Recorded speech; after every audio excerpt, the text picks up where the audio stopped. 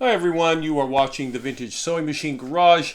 Today I am making a video continuing on with my series on this Kenmore 158.1941, and I'm talking to you about the motor. The motor on this machine, of course, is mounted below. You're looking at the underside of the machine, and today I am going to basically just inspect the motor brush. Thankfully it has a motor brush cap.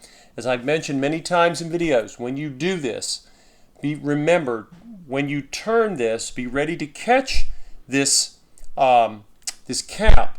But when you do go to loosen it, do not let go of the pressure you apply to it, because there's a spring behind it.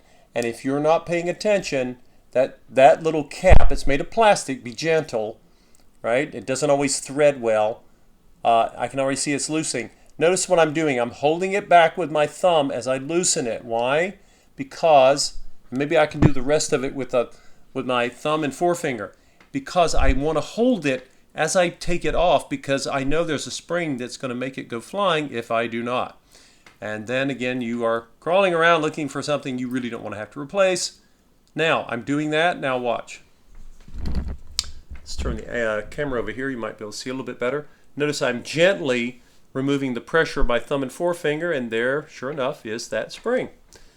And the springs on these motors for Kenmore are just wonderful. They even have a little brass seat, right? And now, I got lucky. Look at that. The brush came right out. That's a very healthy brush, okay? That is really healthy. Sometimes people will say if it gets down to 1/8 of an inch, you should replace them.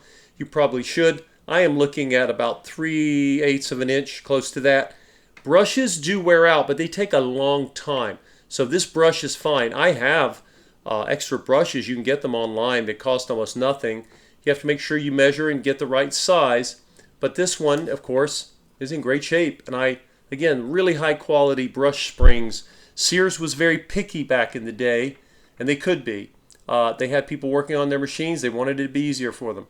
Now, remember, when I go to put this brush in, I'll show you.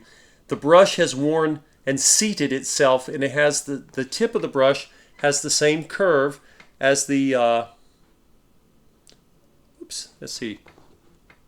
as the commutator that it seats on. It pushes on that big copper ring. So when we put it in, we're going to want to make sure we put it in so that it keeps that curve. If you put it in, if you turn the axis of the brush, it'll work, but it'll make noise and fuss with you. So why did we do that? We inspected the brush, right? So we know that the brush is good.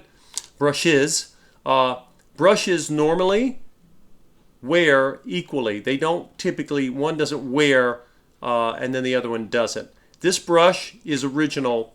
It has not been replaced.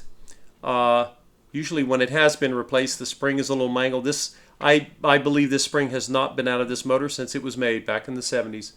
But again, you should be able to assume if the brushes are original, if this is the original brush on the bottom, the one on the other side, there are two, should be the same length. They wear evenly, I should say. Now, if this brush had been replaced, right? If this was an old replacement that was worn, that machine would have gotten a lot of use. If that happened, then you would need to, like I say, we'll take the motor off. We could take the motor off and we would inspect the other brush. But in this case, I know this is the original brush and it has not been changed. And again, this is not an industrial machine where they were used for hours and hours and hours. And so anyway, the brush looks good. But before we finish, again, make sure your machine is not plugged in. Always do that. Be smart. And then I'm going to take, again, cotton swab. I keep the cotton swab industry in business. And I'm going to take, and I'm going to go in. I'm going to, if it's a little thick, they make more narrow cotton swabs. But I'm going to go in, and I'm just going to work it carefully down into the motor brush shaft.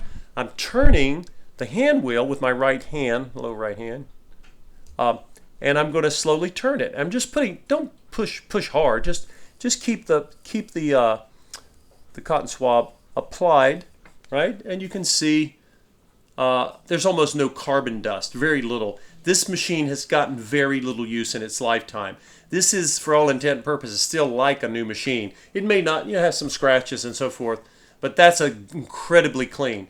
If I want to be extra clean, I'll take another swab and I'll take, like I say, I'll dip it in my isopropyl alcohol, and I'll put it in just for good measure. But honestly, if I got that little carbon on a dry cotton swab, I'm good to go.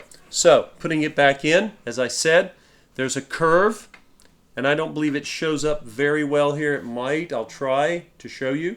There's a curve on the tip of this brush, and because when it was new it wasn't curved, but it has a curve, and you want to make sure that the curve faces, remember the commutator is going to be rotating like a big copper wheel toward you, right? It's on the plane facing you. So you want the curve of the brush, right? You want that curve to face against the rotating plane of your commutator, the big wheel inside. And that is what I've got. So I'm going to push this in. Now, sometimes your brush will want to fall out. This one is being very kind. This is your brush cap. This is a half-century-old plastic brush cap. They're plastic on purpose. It is threaded. Be gentle. Be kind to your brush caps. You can try finding the replacements on the internet. Sometimes you can, and you have to figure out the size. They do sell them, but save yourself the bother. So there are threads on the brush cap, but you don't really have, well, actually I do see some threads on the opening for the cap in the motor, but I think this is because Sears could insist on this. Sometimes you don't get any threads on that motor hole, and you basically just have to make these threads on the brush cap work. So there's a little indentation on the back side of the brush cap. You can see that, and that is where that nice little brass head of the spring is going to seat. This is one of my favorite motor designs ever to work on because they were made so darn well.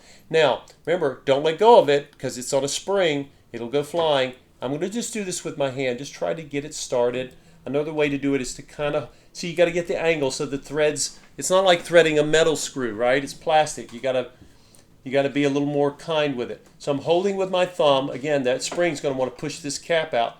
Now I've got my screwdriver bit tip, or just a screwdriver. Now notice I'm going to try to turn it. If it turns, that tells me, there we go. Did you see that? It hung up for a minute. When I went to, I'll do it again. When I went to put this in, it was not really seated in the threads, and it was kind of fighting. But then as soon as it started to turn really nice and easy, I knew it was threaded. And then as soon as it stops snug, I quit. Do not wrench it. You'll know when to stop because it starts to get tighter, more snug. And when it does, you stop, and it's not going anywhere. Okay, be gentle. Plastic does not forgive, especially old plastic. And there you go. That's the motor. Again, we can take them. There's a way to take the motor off when, if you're not sure. First of all, if that brush I showed you was already down to 1/8 of an inch, we got to take the motor off and replace both of them. So, but this is the original brush. And when I have 3/8 of an inch length, the other one will be the same, and I'm not really worried about it in that case. Anyway, thank all of you for watching. I appreciate your help watching the channel, and appreciate all the likes on the videos. If you have one of these machines and think it's great or don't think it's great, put your comments there in the comment section. Thank you all.